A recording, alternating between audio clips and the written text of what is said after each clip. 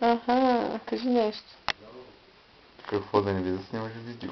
Така ми се струва. Почна да боли и пише рекорд. Рек. Какво да кажа? Кажи, че много те тероризирам. Тук съм абсолютно в плен, супер малтретиран, тероризиран, мачкан. Постоянно критикуван. Постоянно критикуван. Само те бият. Само ме бият, не ми дават да излизам.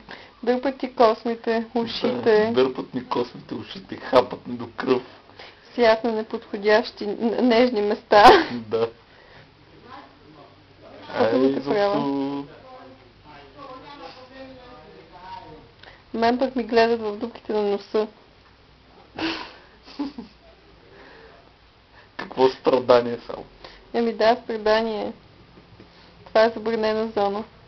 Дупките на носа ли? Да. Защо да е забранена зона? Така.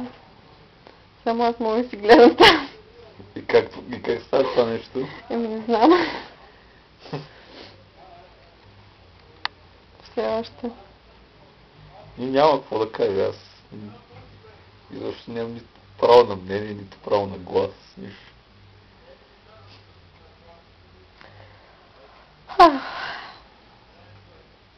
Това е. Много говориш. Тишина в залата. Нали каза да каже нещо.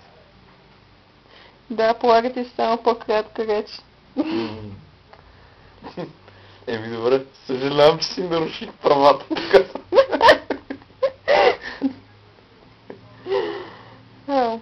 Всяко разбери как да го спра. Предполагам, както си го пуснала.